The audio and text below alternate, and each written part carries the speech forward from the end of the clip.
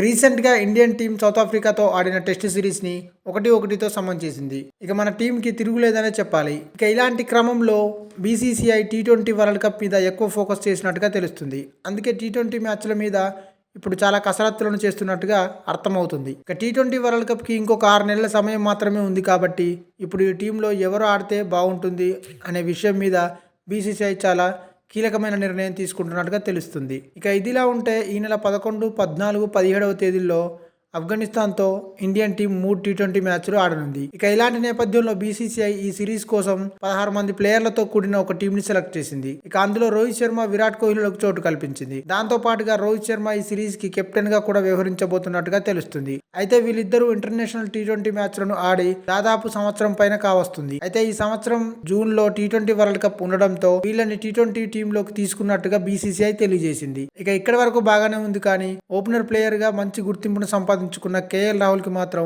ఈ సిరీస్ లో మొండి చేయి చూపించింది. వన్డే వరల్డ్ కప్ లో తన సత్తా చాటుకున్న కేఎల్ రాహుల్ రీసెంట్ గా సౌత్ ఆఫ్రికా మీద జరిగిన టెస్ట్ మ్యాచ్ లో కూడా తన సత్తా ఏంటో చూపించాడు. ఇక ఇలా మంచి ఫామ్ లో ఉన్న కేఎల్ రాహుల్ ని పక్కన పెట్టడం పట్ల పలువురు సీనియర్ ప్లేయర్లు సైతం అసహనాన్ని వ్యక్తం చేస్తున్నారు. అయితే రాహుల్ ని పక్కన పెట్టడం వెనుక బీసీసీఐ ఒక పెద్ద ప్లాన్ వేసినట్టుగా తెలుస్తుంది. అదేంటి అంటే ఆఫ్ఘనిస్తాన్తో టీ20 సిరీస్ ముగిసిన వెంటనే ఇండియా ఇంగ్లాండ్తో 5 టెస్ట్ సిరీస్ల మ్యాచ్ని ఆడబోతుంది. ఇక ఈ టెస్ట్ మ్యాచ్ డబ్ల్యూటీసీ ఫైనల్కి చాలా కీలకంగా మారబోతుంది.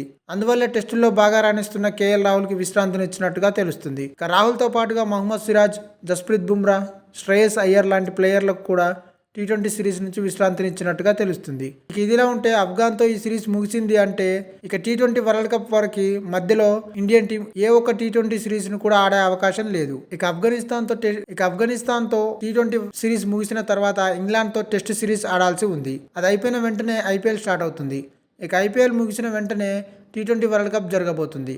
కాబట్టి ఇటువంటి కీలకమైన సిరీస్ లో బాగా ఆడిన వాళ్ళకి టీ20 వరల్డ్ కప్ లో అవకాశం దక్కుతుందని అంచనాలు కూడా ఉన్నాయి. ఒకవేళ ఇక్కడ పర్ఫామ్ చేయలేకపోయినా ఐపీఎల్ లో బాగా పర్ఫామ్ చేస్తే దాన్ని బేస్ చేసుకుని కూడా ప్లేయర్లను టీంలోకి తీసుకునే అవకాశాలు అయితే ఉన్నాయి. ఇక ఈ సిరీస్ కోసం ఇండియన్ టీం రోహిత్ శర్మ, విరాట్ కోహ్లీలతో పాటుగా యంగ్ ప్లేయర్లను కూడా సెలెక్ట్ చేసింది. వాళ్ళెవరో ఒకసారి మనం చూద్దాం. రోహిత్ శర్మ, విరాట్ కోహ్లీ, శుభ్మన్ గిల్, యశస్వి జైస్వాల్, తిలక్ వర్మ, రింకు సింగ్, జితేష్ శర్మ, సంజు శాంసన్, శివం దూబే, వాషింగ్టన్ సుందర్, అక్షర్ పటేల్, రవి బిష్ణోయి, కుల్దీప్ యాదవ్, అవేస్ ఖాన్, ముఖేష్ కుమార్, హర్షదీప్ సింగ్ లాంటి ప్లేయర్లతో ఇండియన్ టీం ఈ సిరీస్ ఆడనుంది. ఈ వీడియో మీకు నచ్చినట్టయితే లైక్ చేయండి, షేర్ చేయండి, కమెంట్ చేయండి, సబ్స్క్రైబ్ చేయండి.